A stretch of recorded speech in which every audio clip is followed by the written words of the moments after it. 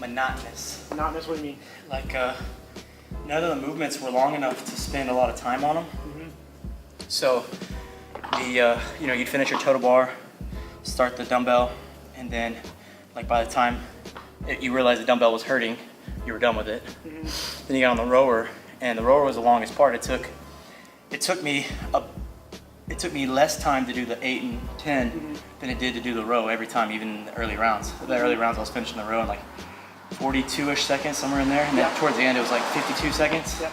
I wrote down your times for everything, so cool. We can see what the transitions and everything is. But yeah, that was the key. Like, so I was capable of doing everything unbroken, but I set everything up to where I could just walk forward to it. My longest break was really from the row to the bar, and towards the end, my sweat started coming down my forearms. So like, if you have sweatbands, like some of those big bands, make sure you wear them up here on your forearms. Just make sure they're not too compression-y. So like if you have an old pair of socks, you so like what I use all the time. Yeah, cut the end of the crew sock off and put it there, because it'll take up a lot of the sweat, but it won't be too tight on your forearm to where you're feeling that compression, because there was some fatigue factor in the grip. Not a whole lot.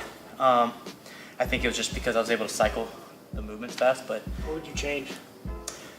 Honestly, I go faster.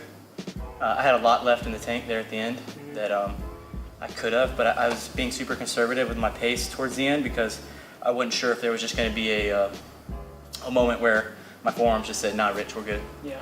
I would say, like, if you're a competitor and you're looking to be in the top 100, everything needs to be unbroken. Right. 0 transition time. Set the rower up real close to everything. I was hitting my last total bar and kind of like jumping down with my feet around the dumbbell. Your feet got really close to the dumbbell. Yeah, they did. I saw. I got a little nervous. I would see. Do I need to move it or do I leave it? I would see you look at it, and then I would look, and I'd have to like open my feet up, and that became a little bit of a distraction. I started towards the end. Shoot, there goes his foot. There's about 2 rounds in a row where you were like watching the dumbbell, then watching my feet, then watching my I was dumbbell. watching your range of motion, and I was watching. Absolutely. And then your feet came out, and I was like, man, he's gonna hit that, and it's gonna be bad. But yeah, if you were a top 100 competitor, it's got to be unbroken. Transitions have to be fast. The people who are going to win, like, I didn't get to watch all of Sam Briggs, but I think how much she beat me by a round and a half. I think she beat you by almost a round and a half. So she got into the 400s. I think she got 14. I don't remember what she got. But where was I? You got 13, or you got 12 plus 8. 12 plus 8, so I was in the round of 13. So yeah, it's about a round and a half. You got 392. Did you turn the rower around next time? Or did you like the way that was set up? I liked the way that was set up. So have the front set up right here. That way you get off the rower and you go right to it rather than that was the best transition that I could think of. I wouldn't want to walk around the rower. Plus, it was easy for you to reset the row and everything. Reset it and everything. Yeah. So that was nice. That did help out. Let's say you're a competitive CrossFitter, and let's just say your weakness is the longer pieces. Then you need to be more cautious of your transitions. Don't make them too fast. Maybe take a breath between. Well, the first workout that he did last year was a 20-minute AMRAP as well, too. 2 years ago. It was the 20 minutes. It was last year, 17.1, and then the year before that. So if you've done the Open the last 2 years, you understand where pacing needs to be. If you struggle with grip, the only place that you should break is on the total bar. So question on that now. So for some people who aren't going to use grip or use tape, would you have used tape rather than your grips? Or would you rather just use what you did here? I was a little nervous because I always train with grips. Yeah. So I didn't really want to change that. The thing that I was nervous about was switching the dumbbell when I went to the next dumbbell snatch or dumbbell clean and jerk. And what I did was I just left the grips open. I didn't ever put my fingers through it. So they just kind of hung down like that. And so when I went to transition, I was able just to go right into it. And then when you got to the rig, you just kind of flipped them up there. And so really it was these 2 fingers. So you can see I rubbed this finger raw. Yeah, I see that. It's because the grip was actually over here protecting like the meat of my hand, and then I was kind of gripping onto my hand like that. But if you're gonna break anywhere, and let's say, like I said, you're competitive, then I would say that you break here. Like if this is really heavy for you, like I'm talking, it needs to be really heavy for you, then maybe you break here. But if you would consider yourself competitive, maybe a guy has a clean and jerk of at least 225, and a lady has a clean and jerk of at least 145, 155, then I would say that this could be done unbroken every single time. That being said, you push pressed it for the first, maybe, I think the first 7 rounds. You started to push jerk towards the end. Would you tell somebody to start off with a push stroke or start off with Yeah, push press? so 'Cause- if you're like a top 100 athlete, regional athlete, push press is the way to go because it's so much faster. Right. Well, did it fatigue you on here or fatigue you up there? No, I didn't think it did. What I noticed was my right arm, always started with my right arm, and this arm was way harder than this arm. I think that 8 reps that I had, that this arm had a rest, made a huge difference because I push pressed every round with this one. Yeah, you did. I would just ping, right? And that made a huge difference. But I would push jerk from the beginning if your clean and jerk isn't in the, 200 zones. well, I mean, if you don't have a competitive clean and jerk, then I would try to jerk it the whole time. Make a quick transition to the other arm, go right into that one, and then get right on the rower. So there's about 2 rounds where I was a little slow getting on the rower, and I just kind of told myself, like, why? Like, get that rower going, take 10 seconds just to get it moving and take your breath, and then go back to your 11, 1200. Well, that also reminds me, on the rower, you had me set it to 7. Would you have started off at 7, or would you start off at 8 No, and then have your judge move it down to 7? Or No, that was a mental thing for me, honestly.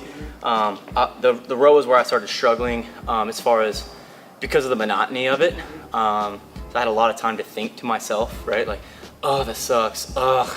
And like there's a couple times where I leaned over, looked at the clock, I'm like, holy hell, I'm only 11 minutes in, right? And I was just thinking, dang, it's a long time. And the rower, you kind of could sit in your thoughts. Like there's not any technique really there. You can just kind of sit in your thoughts. Here, I was trying to breathe and focus on how to get my grip. Here, I was trying to make sure I didn't do more reps or less reps on one arm. Yeah. So like my thought was, taken up with these movements. There, my thought could just roll.